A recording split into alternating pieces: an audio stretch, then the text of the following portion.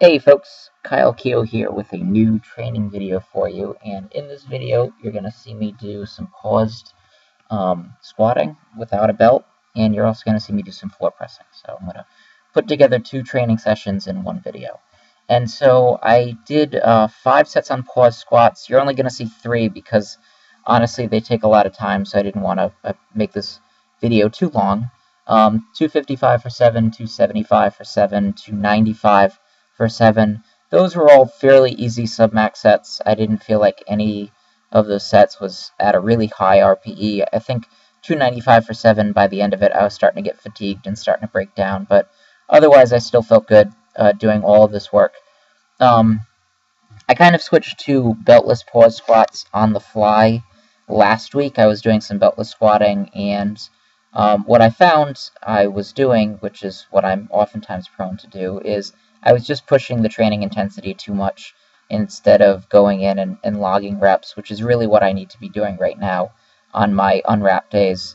I was going in and pushing the training intensity too much, and so I decided that it would be good for me to get back to squatting out on the platform with no safeties, and also start pausing all of my squats, because that is, both of those things are going to keep me honest and are going to keep me from pushing my training intensity too high. And when I say training intensity, I'm just referring to the percentage of a hypothetical or a real 1 rep max that I'm working with. And I just honestly felt like making the squat as hard as possible and giving myself higher rep work to do on these days would probably be better for me, because I wouldn't get into a situation where I was trying to do high intensity singles or something like that, which was basically what I tried to do my first day back, and it didn't make any sense. And so I revised from there, and I was pretty happy with the number of repetitions I got in. I got in 35 repetitions. I have no idea what the training intensity here is, because I don't know what my beltless unwrapped paused squat max is. I have no idea. So this is, I guess, all just guesswork on my part, but these felt good. I logged good reps. I was pretty happy with how they felt. I am doing a little bit differently in a few things differently in my squat training right now.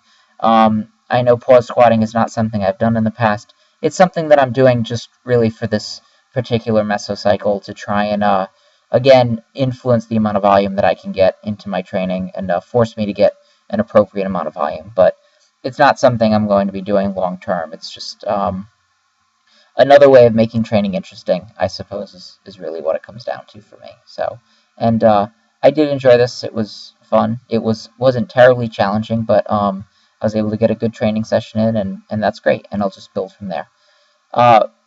Pressing has felt great. I've been rotating between floor pressing and feet up bench pressing, and I felt really good. I ended up doing working up here. This was a volume day. 225 for a set of 18, which is a PR for me. I was supposed to pause them, but I really honestly wasn't. I was trying to a little bit at the bottom, but there wasn't much of a pause on a lot of these. I used a slightly wider grip than usual, about 1 finger length out. So if it looks a little wider, that's the reason why.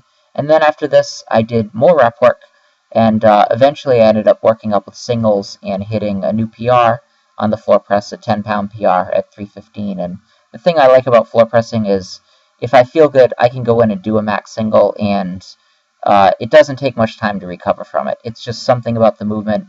It's not the same sort of total body movement as bench press is. It doesn't put my shoulders in as compromising a situation. So I can go in, do a max single, and good to go after that. So anyway, keep checking in. More videos for you very soon.